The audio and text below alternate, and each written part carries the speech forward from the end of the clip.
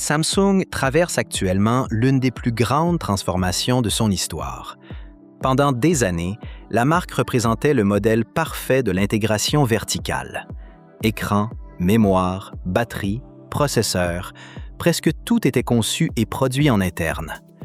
Cette maîtrise complète faisait de Samsung un géant unique dans l'industrie technologique. Mais aujourd'hui, la situation a changé. Quand on démonte un smartphone Galaxy récent, on découvre des composants venant de plusieurs entreprises. Processeurs Qualcomm ou MediaTek, capteurs Sony, verre Corning, modules RF Broadcom ou encore composants Murata et TDK. Même certains écrans proviennent désormais de fournisseurs externes comme BOE ou LG Display. Alors la question se pose. Samsung fabrique-t-il encore réellement ses propres technologies?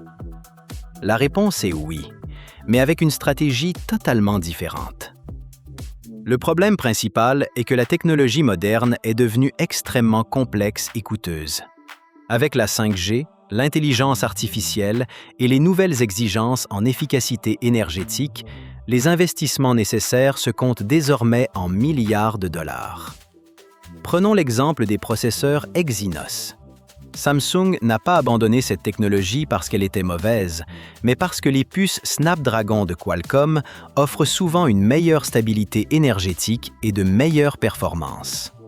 Pour Samsung, utiliser Qualcomm sur certains modèles premium est devenu un choix stratégique afin d'assurer le succès commercial de ses smartphones. Même logique pour les écrans ou les batteries. Produire seul certaines technologies moins rentables peut coûter énormément d'argent. Collaborer avec des partenaires comme BOE, LG ou ATL permet donc de réduire les coûts tout en restant compétitif. Et surtout, l'industrie mondiale est désormais ultra spécialisée.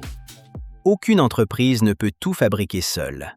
Même les géants dépendent des machines de lithographie, des matériaux avancés et des fournisseurs internationaux.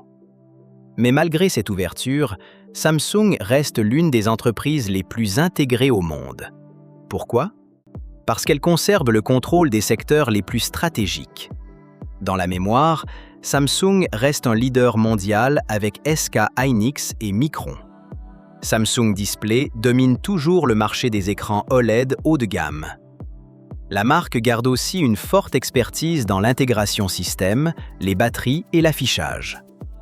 La vraie différence aujourd'hui, c'est que Samsung ne cherche plus à tout contrôler. L'objectif n'est plus l'autosuffisance totale, mais l'efficacité maximale.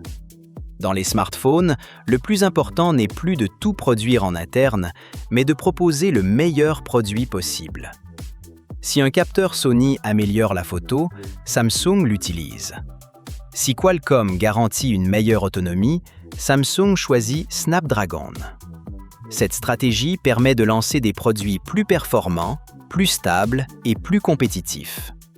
Bien sûr, cela réduit aussi la domination technologique absolue que Samsung possédait autrefois. TSMC domine aujourd'hui la fabrication avancée des puces, Sony reste leader des capteurs photo et CATL ou BYD progresse fortement dans les batteries. Mais Samsung semble avoir compris une chose essentielle. Dans l'industrie moderne, la vraie puissance ne consiste plus à tout fabriquer soi-même, mais à savoir précisément quelle technologie il faut absolument maîtriser. Ce que vit Samsung aujourd'hui n'est donc pas un déclin, mais une évolution stratégique majeure. Et honnêtement, cette nouvelle version de Samsung pourrait devenir encore plus forte et plus intelligente que celle qui voulait tout contrôler seule. Alors dites-moi en commentaire, pensez-vous que Samsung a raison de collaborer davantage avec d'autres entreprises ou préférez-vous l'ancien Samsung totalement indépendant?